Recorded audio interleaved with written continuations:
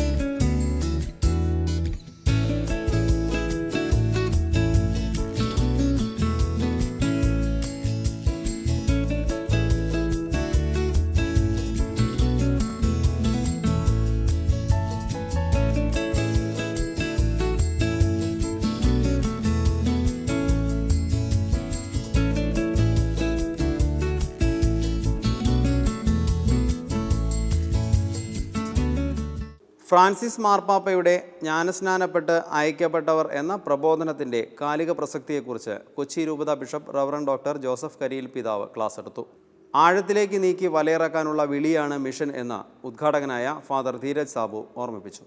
ഈ ഒരു കാലഘട്ടത്തിൽ നമുക്ക് വേണ്ടത് ആദിമസഭ ചെയ്ത പോലെ നമുക്കൊന്നു ചേർന്ന് പ്രാർത്ഥിക്കാം. അവർ ചെയ്ത് ശക്തിക്ക് വേണ്ടി പ്രാർത്ഥിക്കർത്താവേ, ഞങ്ങൾക്ക് ധൈര്യം തരണമേ, ഞങ്ങൾ പ്രഘോഷിക്കേണ്ടതുപോലെ വചനം പ്രഘോഷിക്കാനുള്ള ശക്തി തരണമേ എന്ന് പ്രാർത്ഥിച്ചു. ആത്മാവരുടെ ഇറങ്ങിയ ആ സ്ഥലം കുലുങ്ങിയെന്നാണ് പറയുന്നത്.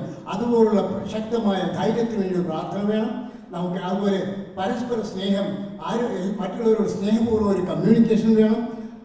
അങ്ങനെ നമുക്ക് ഒരു സമൂഹമായി ഈ മിഷണറി ജീവിതം മുന്നോട്ട് കൊണ്ടുപോകാം. POC ഡയറക്ടർ ഫാദർ വർഗീസ് വള്ളിക്കാട്ടാണ് അധ്യക്ഷത വഹിച്ചത്. വിവിധ പ്രോവിൻസുകളിൽ നിന്നും മിഷൻ രംഗത്ത് പ്രവർത്തിക്കുന്ന 2 പേർ വീതവും വിവിധ രൂപതകളിൽ നിന്നും തിരഞ്ഞെടുക്കപ്പെട്ട 4 വീതം പ്രതിനിധികളുമാണ് ഈ ശില്പശാലയിൽ പങ്കെടുത്തത്. വിവിധ ക്ലാസുകളും ചർച്ചകളും വ്യക്തിപരമായിട്ടുള്ള അനുഭവങ്ങളുടെ പങ്കുവയ്ക്കലുകളും ഒക്കെ നമ്മെ കൂടുതൽ പരിശുദ്ധാത്മാവിൻ്റെ ശക്തിയിൽ നവീകരിച്ച് മിഷനോടുള്ള നമ്മുടെ ആഭിമുഖ്യം വർദ്ധിപ്പിച്ച് ജ്വലിക്കുന്ന തീക്ഷ്ണതയുള്ള മിഷനറിമാരായി നമ്മെ പകർത്തും എന്നാണ് നമ്മൾ വിചാരിക്കുന്നത്, ആഗ്രഹിക്കുന്നത്, പ്രാർത്ഥിക്കുന്നത്.